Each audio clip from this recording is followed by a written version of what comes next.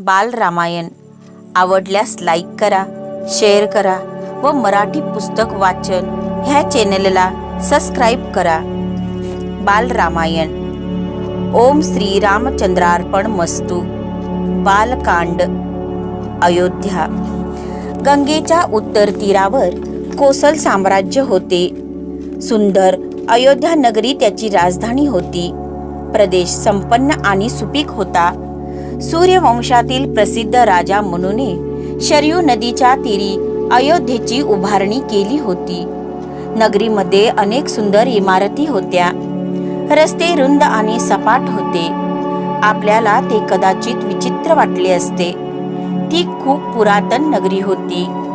तेथे आज आपण पाहतो तसे डांबरी रस्तेही नव्हते की आपल्याला अतिशय सवयीची झालेली उंची उपाहारगृहे नि उंच इमारतीही नव्हत्या.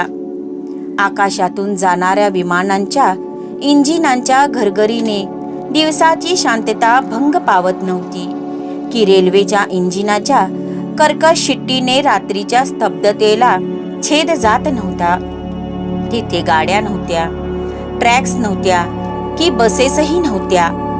लोकांना यापैकी कशाचीही गरज भासत नव्हती. घोडे आणि रथ हीच त्यांची दळणवळणाची साधने होती. जीवन शांत होते पण संत नव्हते. सर्व प्रकारच्या सुगंधी फुलांच्या आणि झाडांच्या सुंदर बागा होत्या. मृदंग आणि वीणेचे ध्वनी या बागांमधून निनादत असत. लोकनृत्य संगीत कुशल होते. स्त्रिया सत्प्रवृत्त आणि सद्गुणी होत्या. पुरुष मेहनती होते आणि त्यांची परमेश्वरावर श्रद्धा होती. मुले आज्ञाधारक होती. सर्वत्र सुख आणि समाधान नांदत होते. तेव्हा राजा दशरथाचे राज्य हे असे सुरेख होते. राजा दशरथ एक महान योद्धा होता आणि त्याच्या पराक्रमाची गाथा तिन्ही लोकात पसरली होती. राज्यकारभारात त्याला अष्टप्रधान मंडळ मदत करीत असे. तो अतिशय न्यायाने व सुज्ञपणे राज्य करीत असे आणि धार्मिक बाबींमध्ये त्याला वशिष्ठ आणि वामदेव यांसारख्या मुनींचे मार्गदर्शन लाभत होते. हे ऋषी यज्ञ यागादी कर्मे करीत असत. परंतु एवढे सारे यश, कीर्ती आणि समृद्धी असूनही दशरथ सुखी नव्हता. त्याला मूळ बाळ नव्हते. कितीही मोठा आणि सुंदर वृक्ष असला तरी जर त्याला फळे नसतील तर काय उपयोग. दशरथाला 3 राण्या होत्या, कौसल्या, सुमित्रा आणि कैकेयी. तिघीही जणी सद्गुण, सुसंस्कृतता आणि सौंदर्याच्या मूर्तिमंत प्रतिमा होत्या. आणि तरीही राजाची पुत्र संतानाची मनोकामना त्यांच्यापैकी एकही जण पूर्ण करू शकत नव्हती. तेव्हा अशा उदास मनस्थितीत एक दिवस तो आपले गुरु वशिष्ठ मुनींकडे गेला आणि त्यांना आपले दुःख सांगितले. वशिष्ठ मुनींनी त्याला धीर देऊन सांगितले की यथावकाश त्याला घराण्याचे नाव अमर करणारे 4 मुलगे होतील. वशिष्ठ मुनींनी कष्टी राजाला ऋष्यशृंग मुनींकडे नेले. ऋष्यशृंग मुनींनी त्याला शुभ पुत्र कामेष्टी याग करण्यास सांगितले. वडीलधाऱ्यांच्या सल्ल्याने दशरथाने या पवित्र यागाची मोठ्या काळजीपूर्वक सर्व तयारी केली. यासाठी खास यज्ञ नगरी उभारली, यज्ञकुंड उभारले आणि सर्व थोर साधू संतांना आणि राजे रजवाड्यांना निमंत्रणे धाडली. अगदी बारीक सारीक तपशीलही त्याने दुर्लक्षिला नाही. नगरीभर सर्वत्र उत्साह संचारला. अशा प्रकारे उत्सवी वातावरणात यागाला सुरुवात झाली. राजपुत्रांचा जन्म. याच सुमारास पृथ्वी मातेला जबरदस्त भीतीने ग्रासले होते. एका दुष्ट राजाने पृथ्वीवर दहशत बसविली होती. त्याचे नाव रावण. तुला देव, असुर किंवा गंधर्व यापैकी कोणीही ठार मारू शकणार नाही, असा त्याला एकदा ब्रह्मदेवाने वर दिलेला होता. त्यामुळे स्वतःच्या प्रचंड शक्ती व सामर्थ्याच्या त्याला गर्व चढला होता. घाबरून जाऊन हात जोडून आणि नखशिखांत थरथरत देव ब्रह्मदेवाकडे आले. पृथ्वी माताही गायीचे रूप घेऊन त्यांच्या बरोबर आली. रावण अजूनही मनुष्याच्या हातून मारला जाऊ शकतो याचे ब्रह्मदेवाने गालातल्या गालात हसत देवांना स्मरण करून दिले. देव मग त्वरा करून मोठ्या आशेने भगवान विष्णूंकडे आले आणि आपल्या संरक्षणाची त्यांना विनंती केली. जगतामधून दुष्टाने निर्दालन करण्यासाठी दशरथाचे 4 पुत्र म्हणून अवतार घेण्याचे श्री विष्णूंनी मान्य केले. अशा प्रकारे यज्ञामध्ये यज्ञीय अग्नीत तुपाची आहुती दिली जात असताना त्यामधून देदीप्यमान व तेजस्वी असा यज्ञ पुरुष बाहेर आला. त्याने दशरथाला पायसम चे एक पात्र दिले आणि ही खीर त्याच्या 3 राण्यांना वाटून देण्यास सांगितले. दशरथाने आनंदाने त्याचा स्वीकार केला. कौसल्या आणि कैकेयी या 2 त्याच्या राण्या तेथेच होत्या. त्यामुळे ती खीर त्याने त्या दोघींना दिली. सुमित्रा आल्यावर या दोघींनी आपल्यातील अर्धा भाग तिला दिला आणि मग यथावकाश 3 राण्या गर्भवती झाल्या. कालांतराने कौसल्येला 1, कैकेयीला 1 आणि सुमित्रेला 2 भाग मिळाले होते. म्हणून सुमित्रेला 2 अशी 4 सुंदर अपत्ये जन्मास आली. कौसल्येच्या मुलाचे नाव राम, सुमित्रेचे लक्ष्मण आणि शत्रुघ्न आणि कैकेयीचा भरत. बालपण व शिक्षण. साऱ्या नगरीभर हे वृत्त प्रसरताच सर्वांची एकच धांदल उडाली. राजाचा आनंद गगनात मावेना, कारण तो आता 1 नव्हे 2 नव्हे तर 4 गुटगुटीत मुलांचा पिता झाला होता. मातांनाही धन्य धन्य झाले. प्रेमभराने आपल्या मुलांकडे, राज्याच्या राज्यपुत्रांकडे टक लावून पाहताना भावनावशाने त्यांचे कंठ दाटून आले. राज्यात सर्व आनंदोत्सव झाला. संगीत, नृत्य आणि उत्साहाला उधाण आले. अनेक दिवस जन्मोत्सव चालला. राजाने पुष्कळ दान धर्म केला.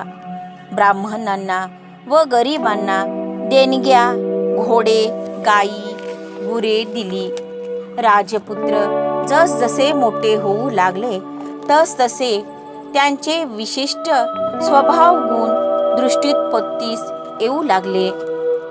रामाची निरंतर कर्तव्य दक्षता व सत्यनिष्ठा दिसून आली. तो उपजतच लोकनेता होता. त्याच्या भावांचे त्याच्यावर निरातिशय प्रेम होते. लक्ष्मण करारी आणि चटकन रागावणारा होता. भरत सत्शील आणि कर्तव्य तत्पर होता. शत्रुघ्न दयाळू आणि मृदू स्वभावाचा होता.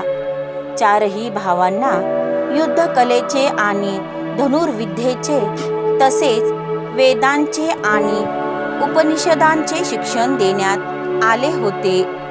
या सर्व राजविद्यांमध्ये ते निष्णात झाले. परंतु त्यातही राम सर्वच बाबतीत त्यांच्या भावाहून अग्रेसर होता. डोळ्याचे पाते लवते न लवते तोच तो भाल्यातून बाण काढून शके आणि लक्ष कितीही लांब वा लहान असो तो लक्ष्यांचा झटकन अचूक वेध घेत असे. लवकरच राम राजप्रासादात आणि प्रासादाबाहेरही सर्वांचा आवडता झाला. पित्यांना आपले मुलगे त्याच्यासारखे व्हावेत असे वाटे. माता आपल्या मुलांना त्याचा आदर्श ठेवण्यास शिकवीत. राण्यांना त्याला कुठे ठेवू अन कुठे नको असे होई आणि आपल्या पराक्रमी पुत्राचा दशरथाला सार्थ अभिमान वाटे आणि राम व लक्ष्मण आणि भरत व शत्रुघ्न यांच्यात अत्यंत जिव्हाळ्याचे स्नेहबंध होते. विश्वामित्र याच सुमारास दशरथ आपल्या पुत्रांच्या कीर्ती सुखात नाहून निघत असताना दूतांनी येऊन विश्वामित्र मुनी दरबारात आले असल्याची वर्दी दिली. दशरथाचा हा खरोखरीच मोठा बहुमान होता, कारण विश्वामित्र महान सामर्थ्यशाली ऋषी होते. त्यांच्या स्वागतासाठी राजा आदराने उठून उभा राहिला. गोष्ट पुढे सांगण्यापूर्वी या महान ऋषींच्या पूर्वायुष्यात जरा डोकावून पाहूया. विश्वामित्र हा एक श्रेष्ठ क्षत्रिय राजा होता. एकदा काय झाले की वशिष्ठ मुनींनी आश्रमाकडे राजाचे त्यांच्या मोठ्या सैन्यासह चालले आदरातिथ्य चांगले. वशिष्ठ मुनींनी आदर सत्काराने प्रभावित होऊन आश्रमीय ऋषी अशा तऱ्हेचे जंगी आदरातिथ्य कसे काय करू शकतात असे विश्वामित्रांनी त्यांना विचारले. वशिष्ठांनी आपली सर्व इच्छा पूर्ण करू शकणारी सबला गाय त्यांना दाखविली. विश्वामित्र म्हणाले, अशा तऱ्हेची गाय म्हणजे खरोखर मोठी संपत्ती आहे. ती राजाजवळच असावयास हवी. सबलेला देण्यास वशिष्ठांनी नकार दिला. त्यामुळे विश्वामित्रांचा अहंकार कमालीचा डिवचला गेला. ते अत्यंत कोपिष्ट म्हणूनच प्रसिद्ध होते. गायीला पकडून आणण्यास त्यांनी आपल्या शिपायांना फरमावले. बिचाऱ्या सबलेला शिपाई दोन्हीकडून धरून ओढू लागले. अखेर तिला ते सर्व असह्य झाले. तिने शिपायांना पळवून लावले आणि मुनींच्या पायाशी शरणागती पत्कारली. वशिष्ठ अतिशय शांत स्वभावाचे होते, परंतु आपल्या लाडक्या गायीशी अशा तऱ्हेची दुर्वर्तणूक त्यांना सहन झाली नाही. त्यांनी तिला विश्वामित्राच्या सैन्याशी लढण्यास सैनिक उत्पन्न करण्याची आज्ञा केली. विश्वामित्रांच्या सैन्यांचा डाव झाला. त्यांनी त्या काही पुत्रांचेही शिरकाण केले. विश्वामित्रांच्या रागाला पारावार राहिला नाही. तेथल्या तेथेच त्यांनी आपल्या एका पुत्राला राज्याभिषेक केला आणि ते हिमालयात तपश्चर्या करण्यास निघून गेले. बरीच वर्षे त्यांनी कडक तपश्चर्या केली आणि अखेर शंकरांनी त्यांना सर्व शक्तिमान ब्रह्मास्त्रासह सर्व अस्त्रशस्त्रांचा तू स्वामी होशील असा वर दिला. अशा रीतीने आता आपल्या दिव्य शस्त्रांनी सज्ज होऊन विश्वामित्रांनी वशिष्ठांच्या आश्रमाकडे कूच केले. क्रोधाविष्ट विश्वामित्रांना येताना पाहून आश्रमातील शिष्यगणांचा व प्राण्या पक्ष्यांचा भीतीने थरकाप उडाला.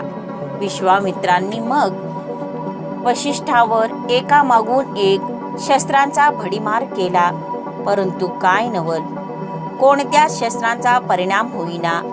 आता अखेरचा उपाय म्हणून त्यांनी ब्रह्मास्त्र रोखले. संपूर्ण विश्व थरकापले आणि सर्वत्र अंधार पसरला. वशिष्ठ निर्भयपणे त्या शक्तिमान घातक शस्त्राला सामोरे ठाकले आणि खरोखरच नवल घडले. वशिष्ठांच्या पवित्र ब्रह्मदंडामध्ये ब्रह्मास्त्र शोषले गेले. मुनींचे मुखमंडल अधिकच तेजाने चमकू लागले. विश्वामित्रांचा पुन्हा एकदा पराभव झाला होता. आपल्या तपश्चर्येला फोलपणा आता त्यांना जाणवला. पुन्हा एकदा ते आणखी तपश्चर्या करण्यासाठी डोंगर गुहामध्ये निघून गेले. परंतु विश्वामित्र हे एक अतिशय भावनाप्रधान व्यक्ती होते, हे तुम्हाला आतापर्यंत कळलेच असेलच. म्हणून राग, प्रेम किंवा दया अशा कोणत्या ना कोणत्या भावनेपायी त्यांची तपश्चर्या पुन्हा पुन्हा भंग पावत राहिली. आपल्या इंद्रियांवर ताबा मिळवल्याखेरीज आपले इस्पित साध्य होणार नाही हे अखेर त्यांना समजून आले. अनेक वर्षाच्या कठोर तपस्येनंतर ते ब्रह्मर्षी पदाला पोहोचले. ब्रह्मर्षी म्हणजे ज्याचा आपल्या इंद्रियावर संपूर्ण ताबा आहे असा. इतके होई तो त्यांची वशिष्ठांबरोबर असलेली वैरभावनाही नष्ट झालेली होती. तेव्हा असा हा श्रेष्ठ महात्मा राजा दशरथाच्या दरबारी उपस्थित झालेला होता. विश्वामित्रांची विनंती. विश्वामित्रांची थोरवी जाणून दशरथाने त्यांना दंडवत प्रणाम केला आणि अत्यंत आदरपूर्वक तो म्हणाला, हे मुने, आपण आपल्या उपस्थितीने माझ्या साध्याशा दरबाराची शोभा वाढवली. हे माझे मोठेच भाग्यच आहे. कठोर तपश्चर्येच्या बळावर आपण राजाचे ब्रह्मर्षी घायालात. माझे म्हणून जे जे काही आहे ते सर्व मी आपल्या पायाशी ठेवले आहे. आपणासाठी मी करण्याजोगे जर काही असेल तर ते मी अत्यंत आनंदाने करीन. हे ऐकून विश्वामित्रांना आनंद झाला. त्यांचा चेहरा उजळला. ते म्हणाले, हे राजा, इक्ष्वाकू वंशात जन्म घ्यावा अशीच तुझी योग्यता आहे. वशिष्ठ तुझे गुरु आहेत आणि तू मूर्तिमंत धर्मच आहेस. कारण मी काही मागण्याआधीच तू होय म्हणाला आहेस आणि मग ते आपल्या येण्याचा हेतू सांगू लागले. राजाने ऋषीमुनींचे रक्षण करावे हा त्यांचा धर्मच आहे. मी माझ्या शिष्यांसमवेत एक यज्ञ करीत आहे, परंतु राक्षस आम्हाला फार त्रास देत आहेत. विशेषतः त्यांच्यातील दोघे जण सुबाहू आणि मारीच फारच ताकदवान आहेत. जेव्हा आम्हाला शांतता हवी असते तेव्हा ते जंगली जनावरांप्रमाणे हेल काढून ओरडतात. यज्ञकुंडात अपवित्र मांस आणि रक्त टाकून ते आम्ही देवांना अर्पण केलेले हवी भ्रष्ट करतात. आम्ही त्यांना शाप देऊन त्यांचे भस्म करू शकतो, परंतु त्यामुळे आमची तपश्चर्या वाया जाईल. म्हणून तू तुझा पराक्रमी आणि शूर पुत्र राम याला माझ्या यज्ञाच्या रक्षणार्थ पाठव. दुष्ट राक्षसांना तोच चोख प्रत्युत्तर देऊ शकेल. घाबरू नकोस. तो माझ्याबरोबर आहे तोपर्यंत त्याला काहीही इजा होणार नाही. दशरथाला क्षणभर काहीच उत्तर सुचेना. तो अवाक झाला. त्याच्या समोर एक अवघड निर्णय ठाकला होता. एक तर निर्दयी राक्षसांना सामोरे जाण्यास त्याच्या प्रिय रामाला जाऊ द्यायचे किंवा स्वतःवर विश्वामित्रांचा राग ओढवून घ्यायचा. मग एक दीर्घ श्वास घेऊन तो म्हणाला, हे विश्वामित्र, मी हे म्हणत आहे याचा राग धरू नका, परंतु राम अजून लहान आहे. तो अजून 16 वर्षाचाही नाही. त्याच्याहून 10 पट बलवान असलेल्या राक्षसांशी तो कसा बरे लढू शकेल? नाही नाही, हे शक्य नाही. हवे असेल तर मी माझ्या सर्व सैन्यासह आपल्या दिमतीला येतो, परंतु मी रामाला देऊ शकत नाही. अहो, तो तर अजून बालक आहे. राक्षसांशी कसे लढावे हे अजून त्याला कुठे माहीत आहे. आपली इच्छा असल्यास हे मुने, मी यायला तयार आहे, असे म्हणून त्याने आपले मस्तक झुकविले. दशरथ आपले वचन पाळण्याचे टाळाटाळ करीत आहे असे पाहून विश्वामित्रांची दाढी थरथरू लागली. त्यांची छाती वर खाली होऊ लागली.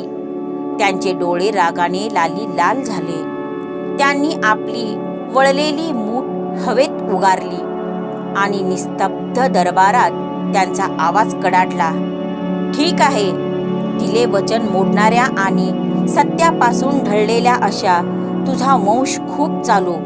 मी एकटाच परत जाईन. आता मात्र इतका वेळ शांत बसलेल्या वशिष्ठांनी हस्तक्षेप केला. अनेक पावसाळे पाहिलेले ते एक अतिशय सुज्ञ मुनी होते. त्यांचे नेमकं वय कोणालाच माहीत नव्हते. त्यांची दाढी खूप लांब होती, त्यांचे डोळे दयार्द्र होते आणि त्यांच्या आवाजात मार्दव होते. त्यांनी दशरथाला सल्ला दिला, विश्वामित्र सांगत आहेत तसे कर. ते शूरामधीलही शूर आणि सुज्ञामधीलही सुज्ञ आहेत. आध्यात्मिक क्षेत्रात वा युद्धभूमीवर त्यांची बरोबरी करणारा कोणीही नाही. स्वतःच्या यज्ञाचे रक्षण ते स्वतः निश्चितपणे करू शकतात, यात कसलीही शंका नाही. त्यांच्या येथे येण्यामागे हेतू आहे. ते भविष्य जाणू शकतात. रामाची महती आणि कीर्ती वाढावी हाच यामागे हेतू असला पाहिजे. लक्ष्मणालाही रामाबरोबर पाठव. त्यांच्यामुळे इक्ष्वाकू कुळाचा गौरव अधिकच वाढीस लागू दे. दशरथाला हे म्हणणे पटले. त्याने राम लक्ष्मणाला बोलावून घेतले. राजाज्ञा मिळताच त्यांनी आपल्या वडीलधाऱ्यांचे चरणवंदन केले. राजा, राण्या व सर्व दरबाऱ्यांचे आशीर्वाद घेऊन ते विश्वामित्रांबरोबर बाहेर पडले. राजपुत्रांच्या दूर जाणाऱ्या आकृत्यांकडे दशरथ अश्रुपूर्ण नेत्रांनी पाहत होता. त्यांची लाडकी मुले आतापर्यंत घर सोडून निघून गेली नव्हती आणि कुप्रसिद्ध राक्षसांशी लढण्यासाठी तर कधीच नाही. उरावर हात धरून राण्याही पाहत होत्या. त्यांचे थरथरते ओठ निशब्दपणे प्रार्थना करीत होते, हे परमेश्वरा, ह्या नाजूक रोपट्यांचे बलवान डेरेदार वृक्षात रूपांतर होण्यापूर्वीच ती खुडली जाऊ नये. मुखावर शांत प्रसन्नता धारण करून गुरु पाहत होते. संपूर्ण दरबार पाहत होता. काही आशावादी होते, काही घाबरलेले होते, परंतु एक जात सर्वांच्या मनात मोठेच प्रेम आणि वात्सल्य होते. राजपुत्रांपुढील प्रचंड कार्याचा विचार करीत आणि या अशक्यप्राय कार्यात ते यशस्वी होतील किंवा नाही याविषयी तर्कवितर्क करीत हळूहळू सर्वजण आपापल्या घरी परतले. राम लक्ष्मणांच्या मनात मात्र अशा तऱ्हेची शंका, कुशंका वा भीती यांना मुळीच थारा नव्हता. शूरवीर मुले होती ती. राक्षसांशी लढणे हा त्यांच्या दृष्टीने एक नवीन खेळ होता. क्षणभर थांबून आपणही ह्या दृश्यांची शोभा लुटूया. या वृद्ध ज्ञानी मुनींच्या चेहऱ्यावर त्यांनी केलेल्या महान तपश्चर्येचे ते झळकत होते. ताट आणि सिंहाच्या छाव्याप्रमाणे भासणारे यक्षदायी धनुष्य खांद्यावर अडकविलेले आणि कमरेला तलवारी लटकविलेले, आपल्या वहिल्या महापराक्रमाच्या चाहुलीने चेहरा उजळलेले दोन देखणे राजपुत्र मुनी बरोबर चालले होते. देवांनी स्वर्गातून उधळलेल्या फुलांचा सुगंध वाऱ्याच्या सुखासह झुळकी बरोबर दरवळत होता. शुभप्रद ध्वनी ऐकू येत होता. बलवान आणि महाप्रतापी 3 डोक्यांच्या नागाने फणा काढावा तसे भासणारे अयोध्यावासियांचे प्रिय राजपुत्र जात असताना पौरजनांनी जल्लोष करून त्यांचा जय जयकार केला. त्यांचा पहिला पराक्रम. राम आणि लक्ष्मणांना मुळीच भीती वाटली नाही. उलट पक्षी राक्षसाशी लढण्याच्या विचाराने त्यांना हुरूपच चढला होता. अजूनपर्यंत त्यांना कधी असा पराक्रम गाजवायला मिळाला नव्हता. ते नगराच्या वेशीतून बाहेर पडले आणि संध्याकाळच्या सुमारास शरयू नदीच्या तीरी पोहोचून तेथे त्यांनी रात्रीचा मुक्काम केला. झोपण्यापूर्वी विश्वामित्रांनी त्यांना दमणूक व इजा ह्यापासून रक्षण करणारे 2 मंत्र शिकविले. दुसऱ्या दिवशी सकाळी नित्यपूजा आटोपल्यावर त्यांनी पुढचा प्रवासास प्रस्थान केले. राजपुत्रांना ते पाहावयास मिळाले, त्यामुळे त्यांना खरोखरच मोठा आनंद झाला. वाऱ्यावर डोलणारी हिरवीगार शेती होती. आर्द व घनदाट जंगले होती अत्यंत मंजूळ स्वरात गाणारे पक्षी होती. गुळगुळीत दगड ओट्यावरून खळखळत जाणारे छोटे छोटे झरे होते. बुरजे आणि छोटे असे शांत हिंस्त्रही प्राणी होते. आणि हवेमध्ये दृष्टी आडच्या असंख्य रानटी फुलांचा सुगंध भरून राहिलेला होता. राम लक्ष्मण निसर्गाच्या इतके जवळ आतापर्यंत कधीच आले नव्हते. निसर्गाच्या जवळीकीने त्यांना आश्चर्य आणि आनंदाच्या अत्युच्च पातळीवर नेऊन ठेवले. जेव्हा एखादे घनदाट जंगल किंवा एखादा शांत आश्रम लागे तेव्हा ते लगेच विचारेत, हाच आपला आश्रम का? येथेच आपला यज्ञ चालू आहे का? आपल्याला इतके भाडावून सोडणारे ते राक्षस कोठे आहेत? आपल्या कामाशी थेट भिडण्यासाठी त्यांची अशी उतावळी चालली होती. त्यांची ही उतावळी पाहून विश्वामित्र नुसतेच हसत आणि मान हलवीत. असे करता करता ते एका सुंदर आश्रमापाशी आले. त्याचे नाव कामाश्रम होते असे विश्वामित्रांनी त्यांना सांगितले. येथे भगवान शंकरांनी कठोर तपस्या केली होती. येथेच मनमहत मदनाने आपला पुष्पबाण शंकरावर सोडला होता आणि शंकराने क्रोधाविष्ट होऊन मदनाचे भस्म केले होते. त्या रात्री ते कामाश्रमामधील ऋषींचे अतिथी म्हणून राहिले.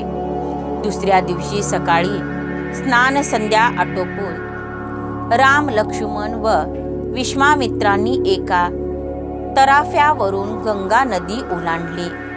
नदीच्या मध्यभागी आल्यावर त्यांना एक वेगळाच आवाज ऐकू आला.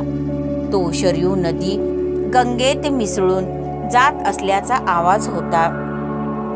राम लक्ष्मणांनी या दोन पवित्र नद्यांच्या संगमावर प्रार्थना केली. खरोखर निखळ सौंदर्यांची कोणतीही गोष्ट दिव्यत्वाच्या प्रती आपल्यामध्ये असलेली पूज्य भावना जागवते. मग ते हजारो रंगछटा असलेले इंद्रधनुष्य असो, पाना फुलांनी बहरलेले वनातील वृक्ष असोत, चांदण्या रात्रीची निशब्दता असो, समुद्राला मिळण्यास निघालेल्या नदीच्या पाण्याचे संगीत असो की ज्यांची निर्मिती कधी झाली हे आता कालौघात कोणालाच माहीत नाहीत, अशा अनंत काळापासून पूज्यस्थाने बनून राहिलेल्या पुरातन देवालयाचे वा मूर्तीचे दर्शन असो. ताटका. गंगा नदी ओलांडल्यावर ते दंडकारण्यात आले. दंडकारण्य अतिशय घनदाट, गहन आणि भीतीदायक होते. त्यात साप, विंचू आणि जंगली जनावरे भरपूर होती. भेसूर अशा ताटकेची येथेच वस्ती होती. विश्वामित्रांनी सांगितले की कधी काळी दंडक अतिशय सुरेख वन होते. शापभ्रष्ट होऊन इंद्राने येथे काही काळ व्यतीत केला होता. त्यांच्या पापक्षालनासाठी देवांनी सर्व पवित्र नद्यांचे पाणी आणले होते. या पाण्यामुळे तेथील जमीन सुपीक बनली होती. सुकेतू नावाच्या यक्षाला मिळालेल्या वरामुळे ताटका एक सुस्वरूप तरुणी म्हणून जन्माला आली होती. तिचा सुंदाबरोबर विवाह झालेला होता आणि तिला मारीच नावाचा एक मुलगा होता. तिच्या अंगी 20 हत्तींचे बळ होते. एकदा रागाच्या भरात तिने व मारीचाने अगस्ती मुनीवर हल्ला केला. अगस्तींनी त्यांना नरमांस खाणाऱ्या राक्षसांचे घाणेरडे आयुष्य जगण्याचा शाप दिला. विश्वामित्र रामाला म्हणाले, हे राजपुत्रा, ती स्त्री आहे असे म्हणून तिला मारण्यास तू कचरू नकोस. ती दुष्ट आहे आणि सुष्टांचे रक्षण करणे व दुष्टांचे निर्दालन करणे हा क्षत्रियाचा धर्म आहे. राम म्हणाला, आपण सांगता तसेच मी करीन. मी आपले आज्ञापालन करावे अशी माझ्या वडिलांची आज्ञा आहे. असे म्हणून रामाने आपल्या धनुष्याचा टंकार केला. ताटकेने तो आवाज ऐकला आणि ती जखमी सिंहिणी सारखी चवताळली. माझ्या जंगलात प्रवेश करण्याची एका क्षुद्र मनुष्यप्राण्याला हिम्मत कशी झाली? दुखावतेच मी आता. मोठमोठ्या दरडी देऊन रामावर टाकायला ती त्याच्या दिशेने चाल करून आली. मग रामाने बाण तारून तिचे एकामागून एक अवयव तोडून टाकले. एक एक अवयव तुटल्यावर ती वेदनेने मोठमोठ्याने आरोळ्या ठोकू लागली, उड्या मारू लागली. भीतीने सर्व पशु दूर पळाले. अंधार पडू लागला होता आणि राक्षसांची शक्ती रात्री अधिकच वाढते हे जाणून रामाने अचूक नेम साधून बाणाने तिची छाती विदीर्ण केली. ताटका जमिनीवर दाणकन पडली. त्या धक्क्याने पृथ्वी हादरली. ताटकेचा वध झाला होता. देवांनी स्वर्गामधून जय जयकार केला. विश्वामित्रांनी रामास आलिंगन दिले आणि त्यास आशीर्वाद दिला. दंडकारण्य पुन्हा सुंदर झाले. विश्वामित्रांना इतका संतोष वाटला की त्यांनी रामाला दिव्य अस्त्रांचा उपयोग कसा करावा ते शिकविले. विश्वामित्रांचा आश्रम. पुढे गेल्यावर सुंदर वन असलेल्या एका डोंगराकडे निर्देश करून आपला आश्रम तेथे आहे काय असे रामाने विश्वामित्रांना विचारले. विश्वामित्र म्हणाले, होय, तो सिद्धाश्रम या नावाने प्रसिद्ध आहे. नारायणाने येथे कठोर तपस्या केली होती आणि देवांच्या विनंतीवरून अदिती आणि कश्यप यांचा मुलगा वामन यांच्या रूपाने जन्म घेतला होता. कारण थोर विष्णू भक्त प्रल्हाद याचा नातू महाबली शिरजोर झाला होता आणि देवांना त्याचे भय वाटू लागले होते. महाबलीने एकदा एक यज्ञ केला. आपण कोणत्याही याचकाला विनमुख पाठवित नाही याचा त्याला गर्व होता. ब्रह्मचारी बटू वामन यांच्याकडे आला. वामन म्हणजे दुसरे तिसरे कोणी नसून भगवान नारायणच आहे हे माहीत असल्यामुळे महाबलीचे गुरु शुक्राचार्यांनी महाबलीस वामनापासून सावध करण्यास सांगितले. महाबलीने त्यांच्याकडे दुर्लक्ष केले. वामनाने मग स्वतःच्या 3 पावला एवढ्या जमिनीची त्यांच्याकडे याचना केली. महाबलीने वामनांच्या छोट्या पावलांकडे पाहिले आणि तो हसला. मग वामनाने आपला आकार वाढविला. तो त्रिविक्रम झाला. एका पावलाने त्याने संपूर्ण पृथ्वी व्यापली. दुसऱ्याने सर्व स्वर्गलोक. अतिशय नम्रपणे महाबलीने तिसऱ्या पावलासाठी आपले मस्तक झुकविले. अशा रीतीने महाबलीचे गर्वहरण झाले. भगवानांच्या पादस्पर्शाने त्याचे मस्तक पवित्र झाले आणि तो जगातील 7 चिरंजीवी पैकी एक बनला. अश्वत्थामा, महाबली, व्यास, विभीषण, कृप, परशुराम आणि हनुमान हे जगातील 7 चिरंजीवी होत. मारीच आणि सुबाहू या वेळेपर्यंत ते आश्रमापाशी येऊन पोहोचले होते. आश्रमातील ऋषींनी त्यांचे स्वागत केले आणि प्रथेप्रमाणे त्यांनी फलाहार आणि पाणी दिले. यज्ञ दुसऱ्या दिवशी होणार असल्यामुळे विश्वामित्रांनी त्याच रात्री मौन व्रत धारण केले. म्हणून ऋषींनी राम लक्ष्मणांना 6 दिवस आणि रात्री अत्यंत दक्षतापूर्वक राहण्यास सांगितले. 5 दिवस आणि रात्री काहीच घडले नाही. 7व्या दिवशी सकाळी राम लक्ष्मणाला म्हणाला, बंधू, आपण सावध राहूया. आता खरी वेळ आहे. तो हे म्हणत आहे तोच यज्ञकुडातील अग्नी धडाडून पेटला आणि ज्वाळा अधिक उंच झेपावू लागल्या. पुढे घडणाऱ्या अशुभ घटनांची अग्नीला चाहूल लागली होती. एका भीषण गर्जनेने आकाश दणाणून गेले. राक्षस सैन्याने एखाद्या मोठ्या काळ्या ढगाप्रमाणे आकाश व्यापले. रामाने पाहिले आणि यज्ञित अग्नीमध्ये अपवित्र मांस व रक्त टाकण्याच्या पवित्र्यात असलेले 2 भयंकर राक्षस मारीच आणि सुबाहू त्याला दिसले. राम लक्ष्मणांचा चेव आला. रामाने आपल्या धनुष्याची दोरी ताणून मानवास्त्र सोडले. त्या अस्त्राने मारीचाची गठडी वळून त्याला 100 योजने दूर समुद्र किनाऱ्यावर भिरकावून दिले. त्याला रामाच्या आयुष्यात अजून एक महत्त्वाची भूमिका पार पाडावयाची असल्यामुळे त्याचा वध केला गेला नाही. रामाने सुबाहूवर आग्नेयास्त्र सोडून त्याला ठार मारले. अशा प्रकारे विश्वामित्रांचा यज्ञ कोणतेही अडथळे न येता पार पाडला. त्यांनी राम लक्ष्मणांना आशीर्वाद दिले आणि त्यांच्या धैर्य व शौर्याचे कौतुक केले. दुसऱ्या दिवशी सकाळी स्नानसंध्येनंतर बंधुत्व पुढील आदेशासाठी विश्वामित्रांकडे गेले.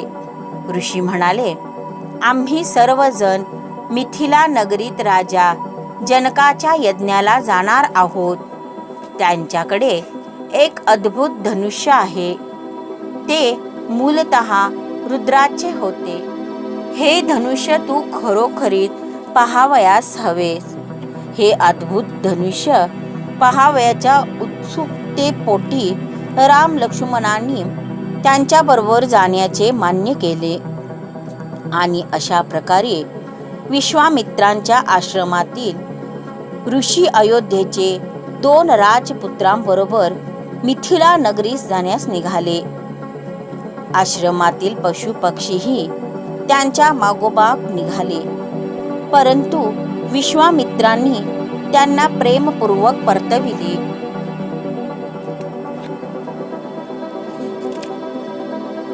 राजा जनक मिथिलेचा राजा होता. तो एक आदर्श राजा होता. तो मुनी याज्ञवल्क्यांचा शिष्य होता आणि त्यांच्याकडून त्याला ब्रह्मज्ञान म्हणजे आत्मज्ञान मिळाले होते. भगवद्गीतेमध्ये श्रीकृष्णाने त्याचा उल्लेख आदर्श कर्मयोगी असा केला होता. जनकाने एकदा एक यज्ञ करण्याचे ठरविले आणि त्या काळच्या परंपरेनुसार त्याने स्वतः जमीन नांगरली. त्यावेळी झाडाझुडपांमध्ये त्याला एक दिव्य लावण्यवती बालिका सापडली. त्याला मूल बाळ नसल्याने ही आपल्याला पृथ्वी मातेकडून मिळालेली देणगी आहे असे समजून त्याने त्या मुलीला घरी आणले. आपल्याला धरती मातेचे सौंदर्य स्थूल स्वरूपात दृष्टीस पडत नाही, परंतु वाऱ्यावर डुलणारी हिरवी शेते, पानगळीचा तांबूस सोनेरी वर्ण, उंच आकाशाला भिडणारे हिमाच्छादित शिखरांचे डोंगर, जीवनदायिनी पवित्र नद्या यांच्यामधून आपल्याला वसुंधरेच्या सौंदर्याचे ओझरते दर्शन होते. तिच्या या सर्व विविध शोभायमान पेहरावामध्ये तिला पाहताना आपल्याला आनंद होतो. लाजऱ्या पुजऱ्या हसऱ्या कळ्या आणि छोटी छोटी कोवळी पाने उमलताना पाहून आपण हरखून जातो आणि तिच्या परमदिव्य सौंदर्यापुढे आपण आदरातिथ्याने मस्तक झुकवितो. तर ही बालिका देवी वसुमतीच्या सर्व निरनिराळ्या रूपाहूनही अधिक सुंदर होती.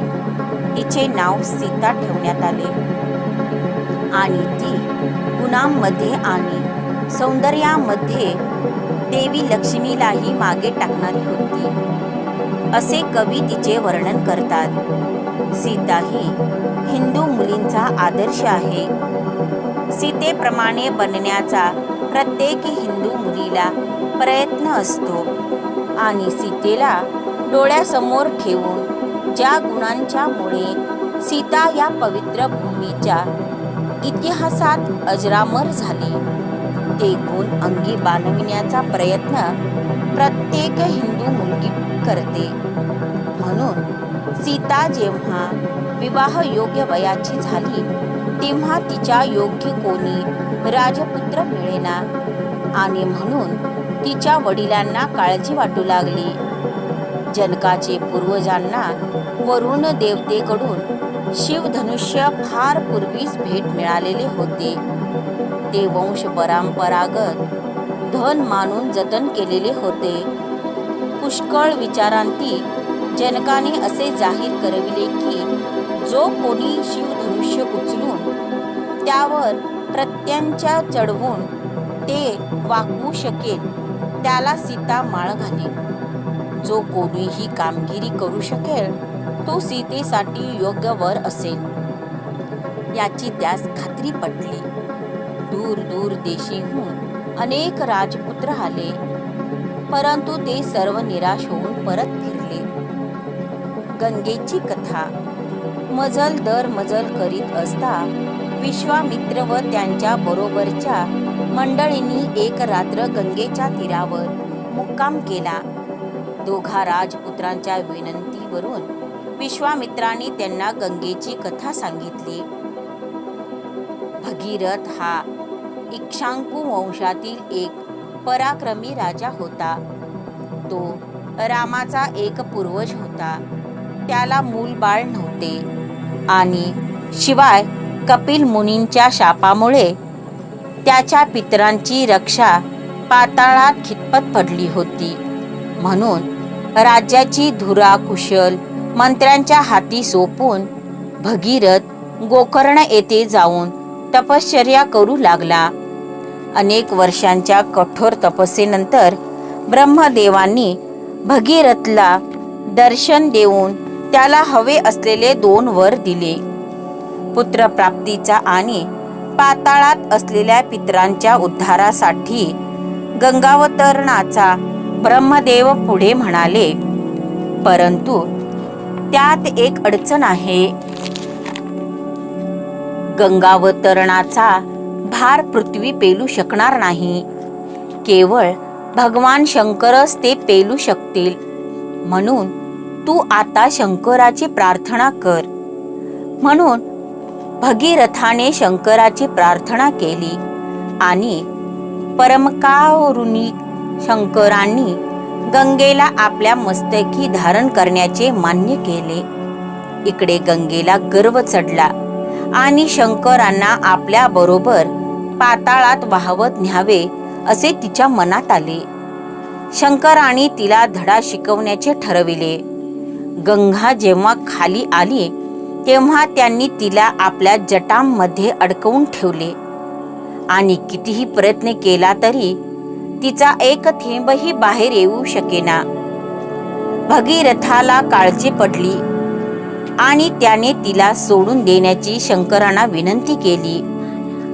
तिला तिच्या गर्वाची पुरेशी शिक्षा झाली असे जेव्हा शंकरांना वाटले, तेव्हा त्यांनी तिला 7 झुळझुळत्या प्रवाहांनी बाहेर पडून दिले. त्यातील 3 पूर्ववाहिन्या नद्या झाल्या आणि 3 पश्चिम वाहिनी झाले. भगीरथ आपल्या रथातून आनंदाने आणि विजयीपणे जाऊ लागला. 7वा प्रवाह त्याच्या मागोमाग येऊ लागला. भगीरथाचा रथ पुढे पुढे जाऊ लागला आणि गंगा त्याच्या मागोमाग आनंदाने खळाळत जाऊ लागली. पुढे पुढे कधी आनंदाने खळखळत, कधी मोठमोठ्या दरडीवरून वेगाने धावत, एखाद्या ठिकाणी शांत वाहणारी छोटी नदी म्हणून, दुसऱ्या ठिकाणी रोरावणारा नद म्हणून, हिमाच्छादित डोंगरावरून उड्या मारीत आणि पठारावरील लांबवर पसरलेल्या हिरव्यागार शिवारामधून ती जाऊ लागली. देवांचीही हृदये उचंबळू यावीत असे यासारखे दुसरे दृश्यच कधी पाहावयास मिळालेले नव्हते. सोनेरी रथ पुढे खडाडत चालला होता आणि स्वर्गातील गंगा मागोमाग जाते आहे. हे अनुपम दृश्य त्यांनी सर्वांनी डोळे भरून पाहिले. भगीरथाने गंगेला स्वर्गामधून खाली आणले म्हणून तिला कधी कधी भागीरथी असे म्हणतात. गंगेचा प्रवाह चाललेला असताना चुकून त्यामध्ये जन्हू ऋषींचे यज्ञकुंड वाहून गेले. ऋषींनी संपूर्ण नदीत आपल्या ओंजळीत उचलून घेतले आणि पिऊन टाकले. भगीरथ भयचकित झाला आणि त्याने तिला सोडून देण्याची जन्हू ऋषींना प्रार्थना केली. मग ऋषींनी तिला आपल्या उजव्या कानातून सोडून दिले. ऋषींच्या शरीरातून ती बाहेर पडली म्हणून गंगेला जान्हवी असेही म्हणतात. मग अधिक अडथळे न येता गंगा सागरामधून पाताळ लोकी पोहोचली आणि तिने भगीरथाच्या पितरांचा उद्धार केला. विश्वामित्रांची कथा सांगून होते आहे तोपर्यंत सूर्य अस्तास जाऊ लागला. त्या सोनेरी बिंबाच्या अखेरच्या किरणामुळे नदीचे पाणी चमकू लागले. तिचा प्रवाह शांत व संत होता. आपल्या पूर्वजांनी खाली आणलेल्या त्या नदीमध्ये राम लक्ष्मणांनी स्नान व सायं संध्या केली. आपल्यापैकी जे कोणी गंगेमध्ये भक्तिभावाने स्नान करतील किंवा भक्तिपूर्वक तिची कथा ऐकतील त्यांची ही सर्व पापे धुवून जावेत. अशा प्रकारे विश्वामित्रांनी अनेक कथा सांगितल्या. दिवस संपायला येऊन संध्याकाळ झाली की ते सर्वजण शेकोटीभोवती नक्षत्रांनी भरलेल्या आभाळाच्या छत्राखाली बसत आणि विश्वामित्र त्यांना कार्तिकेयाच्या जन्माच्या अमृतासाठी झालेल्या समुद्र मंथनाच्या कौशांबी नगरीच्या आणि हिमकन्या उमेच्या प्रेरणादायी कथा सांगत. रामकृष्ण या कथा ऐकून थरारून जात आणि विश्वामित्रांचा आवाज तर किती सुस्पष्ट आणि सुश्राव्य होता. अहल्या अशा प्रकारे विशालाचे साम्राज्य ओलांडल्यावर ते मिथिलेच्या सीमेपाशी आले. नगरी बाहेरील वनामध्ये झाडे झुडपे व लतावेली अस्ताव्यस्त वाढलेला एक निर्जन आश्रम होता. हा गौतम ऋषींचा आश्रम होता असे विश्वामित्रांनी सांगितले. गौतम मुनींची पत्नी अहल्या अतिशय सुंदर होती. एके दिवशी संध्याकाळी गौतम मुनी नदीवर स्नान करावयास गेले असताना इंद्राने येऊन तिला भुरळ घातली आणि त्याच्या दुष्ट इच्छेला ती अनुकूल झाली. परत आल्यावर गौतमांनी अत्यंत क्रोधाविष्ट होऊन दोघांनाही शाप दिला. इंद्राला नपुंसकत्वाचा आणि अहल्येला तपश्चर्या व पश्चाताप करीत दुर्लक्षित आयुष्य जगण्याचा. यानंतर ते तपश्चर्या करण्यासाठी हिमालयात निघून गेले होते आणि जाता जाता श्रीरामाच्या पावन पाद स्पर्शानेच केवळ तिची शापमुक्तता होईल असे अहल्येला सांगून गेले होते. म्हणून जेव्हा किशोरवयीन राजपुत्रांनी आणि विश्वामित्रांनी आश्रमात प्रवेश केला तेव्हा फुले फुलली, पक्षी गाऊ लागले. अहल्या आपल्या दुर्लक्षित स्थानामधून बाहेर आली आणि कवी गातात की चंद्र ढगा आडून बाहेर यावा, धुरामधून ज्योत उफाळावी, पाण्यात सूर्याचे प्रतिबिंब पडावे, तशी अहल्या तेजस्वी दिसत होती. राम लक्ष्मणांनी ऋषी पत्नीचे चरणवंदन केले आणि तिने त्यांना आश्रमात नेऊन त्यांचे आदरातिथ्य केले. या सुमारास गौतम मुनी परत आले आणि आता पावन झालेल्या आपल्या पत्नीचा त्यांनी पुन्हा प्रेमाने स्वीकार केला. मिथिला ऋषी व ऋषी पत्नीचा निरोप घेऊन ते मग तेथून निघाले आणि मिथिलेच्या वेशीपाशी त्यांनी रात्रीचा मुक्काम केला. नगरात उत्सव चाललेला होता. रस्ते सुरेख सजविलेले होते. लोकांनी उंची रेशमी वस्त्रे परिधान केलेली होती आणि सर्वत्र हास्य विनोद चालू होते. सर्वत्र आनंदी वातावरण होते. विश्वामित्रांची कीर्ती दूरवर पसरलेली असल्यामुळे त्यांची उपस्थिती फार काळ लपून राहणे शक्य नव्हते. थोड्याच वेळात राजा जनक आपल्या मंत्रिमंडळाच्या व ब्रह्मवृंदांच्या लवाजम्यासह लगबगीने विश्वामित्रांच्या स्वागतास आला. जनकाने आपले मस्तक झुकवीत म्हटले, आपल्या उपस्थितीने आपण यज्ञाची शोभा वाढविण्यास येथे आलात. हे माझे महत्भाग्यच आहे. आता यज्ञ यशस्वी होईल याची मला खात्री आहे.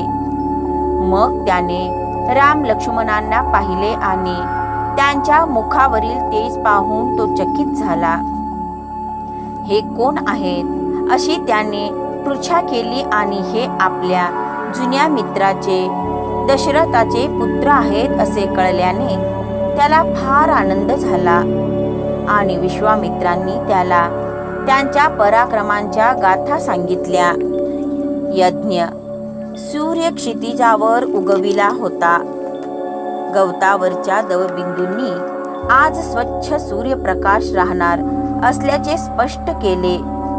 यज्ञाची सर्व तयारी पूर्ण झाली होती.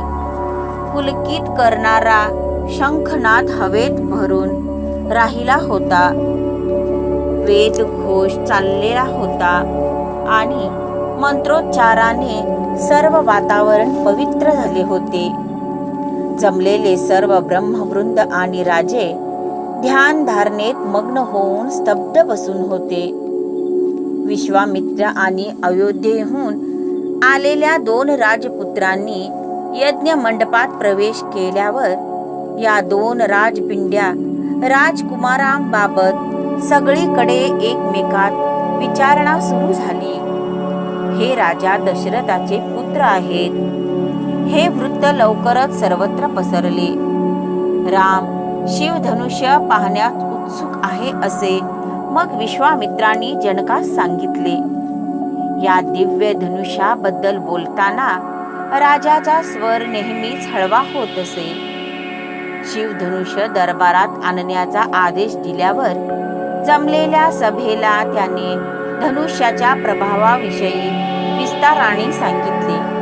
ते धनुष्य 8 चाकी रथामधून ओढत ओढत दरबारात आणताना 5000 बलशाली योद्ध्यांना घाम फुटत त्यांची दमछाक झाली. सर्वांना दिसेल अशा रीतीने धनुष्य ठेवण्यात आले. धनुष्य पाहण्यासाठी राम उठून उभा राहिला. ते उचलण्यास त्याचे बाहू स्फुरण पाहू लागले. अनुज्ञा मिळण्याच्या अपेक्षेने त्याने विश्वामित्रांकडे पाहिले. विश्वामित्रांनी मानेनेच होकार दिला आणि या तरुण राजपुत्रास निशब्दपणे आशीर्वाद दिला. मग राम पुढे आला आणि भल्या भल्या योद्ध्यांची भंबेरी उडविणारे ते शक्तिशाली धनुष्य जणू एखादा फुलांचा हार असावा त्याप्रमाणे त्याने अगदी सहज लीलया उचलले. रामाने ते धनुष्य आपल्या उजव्या हातात धरले आणि जनकाकडे पाहिले. आनंदाश्चर्याने जनक अवाक झाला. चकित होऊन संपूर्ण दरबार पुढे काय घडते ते अचंबित होऊन निस्तब्धपणे पाहू लागला. विश्वामित्रांनी गालातल्या गालात स्मित केले बंधू प्रेमाने लक्ष्मणाची छाती फुगून आली. रामाने धनुष्य डाव्या हातात घेतले, पायाने जमिनीवर दाबून धरले आणि प्रत्यंचा कानापर्यंत खेचली. तोच कडकडाट करीत धनुष्याचे 2 तुकडे झाले. तो आवाज गगन भेदून गेला. भूकंप झाल्याप्रमाणे पृथ्वी थरकापली. जनकाला जेव्हा पुन्हा बोलावण्या इतका आत्मविश्वास वाटला तेव्हा त्याने स्पष्ट आवाजात निसंदिग्धपणे जाहीर केले, धनुर्भागाची अट रामाने पूर्ण केली आहे. मी माझी कन्या सीतेचा त्याच्याशी विवाह करीन. सभेने त्याच्या निर्णयाचा आनंदाने स्वीकार केला. ही आनंदाची बातमी ज्याला अजून कळली नव्हती त्याला ती सांगण्यास लोक इकडे तिकडे लगबगीने धावले. त्यांच्या लाडक्या राजकन्येचा विवाह होता आणि राजपुत्र तर किती देखणा होता. अंतपुरात बसलेल्या सीतेनेही प्रत्यंच्या तुटल्याचा कडकडाट ऐकला होता. ती आनंदाने सैरभैर झाली. तिच्या सख्यांनी तिला रेशमी वस्त्रे नेसवली, दागदागिने घातले आणि या बावरलेल्या वधूला घेऊन त्या दरबारात आल्या. मग सीतेने रामाच्या गळ्यात माळ घातली. रामाचे आई वडील तेथे उपस्थित नसल्यामुळे विवाह लगेच होऊ शकला नाही आणि म्हणून माळ घालण्याचा हा विवाहापूर्वीचा विधी करण्यात आला. क्षणभर ते एकमेकांच्या शेजारी उभे राहिले आणि त्यांचे मुखमंडळ दिव्य तेजाने झळाळून उठले, कारण ते वास्तविक लक्ष्मी नारायणाचेच अवतार नव्हते का बरे. राम सीता विवाह हे आनंदाचे वृत्त दशरथाला कळविण्यास आणि मुलांच्या विवाहाचे निमंत्रण देण्यास जनकाने दशरथाकडे जलद गतीने जाणारे दूत पाठविले. रामाच्या खुशालीविषयी दशरथ अजून थोडासा साशंक असल्यामुळे हे वृत्त मिळताच त्याच्या आनंदाला पारावार राहिला नाही. आपल्या लवाजम्यासह तो शक्य तितक्या लवकर मिथिलेला आला. जनकाने त्याचे यथोचित स्वागत केले. राम लक्ष्मणांनी आपल्या पित्याचे चरणवंदन केले आणि दशरथाने प्रेमभराने त्यांना आलिंगन दिले. विवाहाची तिथी निश्चित करण्यात आली आणि मोठ्या धूमधडाक्याने आणि थाटामाटात राम आणि सीता यांचा विवाह संपन्न झाला. उंच नील वर्णाचा बलवान आणि देखणा राम आणि छोटे खाली लाजरी आणि पवित्र सीता हे दोघे जसजसे एकमेकांच्या जवळ येऊ लागले तसे स्वर्गामधून फुलांचा वर्षाव झाला आणि आशीर्वचने बरसली. वाद्यामधून सुस्वर नाद झंकारले. लोकांच्या डोळ्यात आनंदाश्रू आणि ओठावर हसू होते आणि सीतेचा छोटासा हात रामाच्या मोठ्या आणि बलशाली हातात देत जनक म्हणाला, हे राजपुत्रा, सीतेचा पत्नी म्हणून स्वीकार कर. तिचा धर्म तिला शिकवलेला आहे. कल्याणी आणि एकनिष्ठ अशी ती जीवनातील सुखाच्या आणि दुःखाच्या प्रसंगातून सावलीप्रमाणे तुझी साथ करेल. अयोध्या आणि मिथिलेचे नागरिक आनंद सोहळा साजरा करीत होते, परंतु आता आपली लेक सासरी जाणार या विचाराने जनक उदास झाला. याच विवाहाच्या वेळी त्याने आपली दुसरी कन्या उर्मिलेचा लक्ष्मणाशी, आपल्या भावाच्या मुली मांडवी आणि श्रुतकीर्ती याचा भरत आणि शत्रुघ्नाशी विवाह करून दिला. राजा जनकाला मुलगा नव्हता.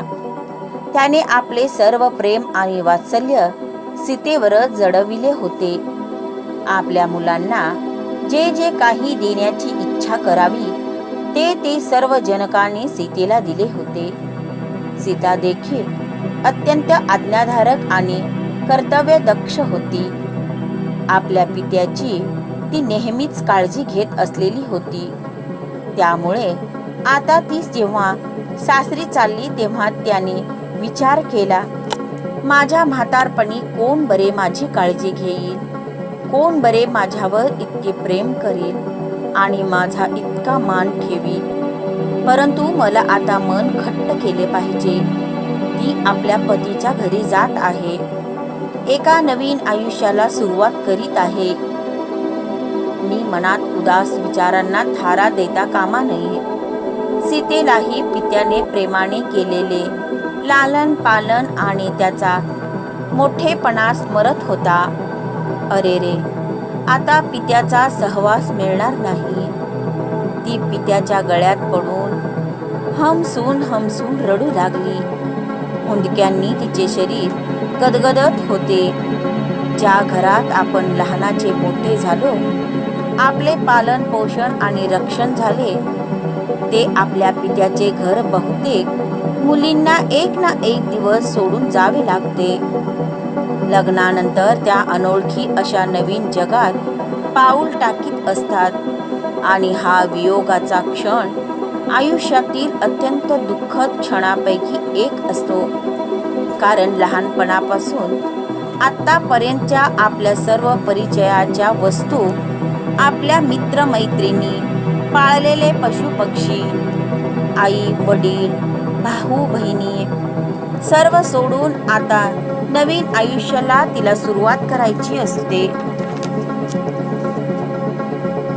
अखेर शेवटी वियोगाचा क्षण आला. पोपटने आलिंगन देणे आणि रुदत चालू झाले.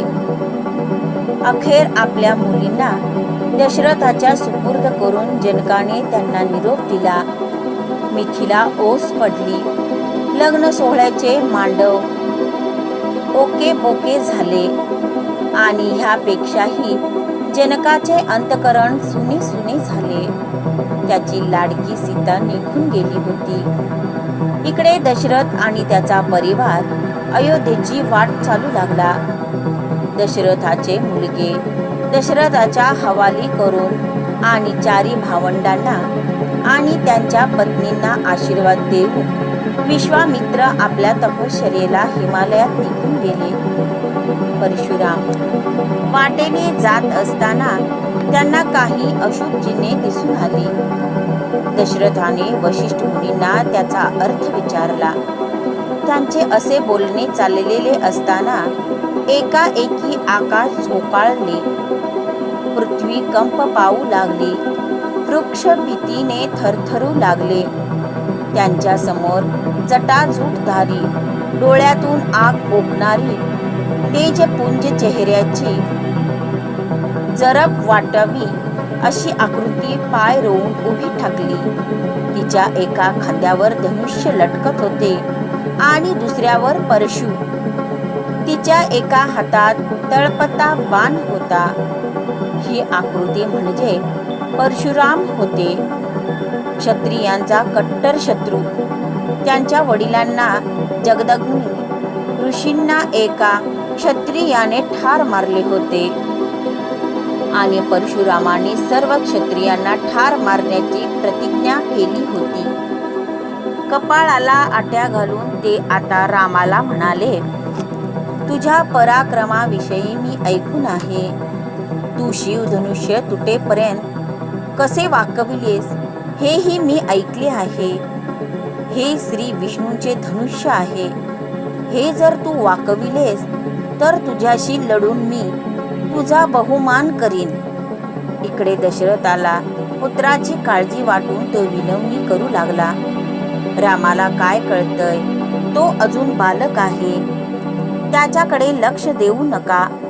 परंतु परशुरामाने दशरथाकडे दुर्लक्ष करून रामाच्या हाती धनुष्य दिले. आता काय होणार या विचाराने सीता भयभीत झाली. राम पुढे आला.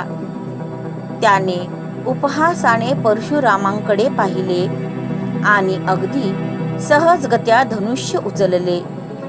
त्याने त्यावर प्रत्यंचा चढवून एक तळपता बाण लावला. परशुराम चकित झाले. त्यांच्या चेहऱ्यावरील तेज लोप पावले आणि त्यांचा अहंकार नष्ट झाला. रामाने त्यांना विचारले, तुम्ही ब्राह्मण असल्यामुळे मी तुम्हाला मारू शकत नाही, परंतु एकदा धनुष्यावर बाण चढविल्यावर मी तो मागे घेत नाही. तेव्हा मी आता काय नष्ट करू ते सांगा. तुमची तपश्चर्या नष्ट करू की तुमची हालचाल करण्याची शक्ती? परशुरामांना आता हे लक्षात आले की राम म्हणजे दुसरे तिसरे कोणी नसून स्वतः भगवान विष्णूच होता. त्यांनी रामाला प्रणाम केला आणि आपल्या तपश्चर्येच्या फलावर बाण सोडण्यास रामाला सांगितले. मग त्यांनी श्रीरामाला एक प्रदक्षिणा घातली आणि ते हिमालयात परत निघून गेले.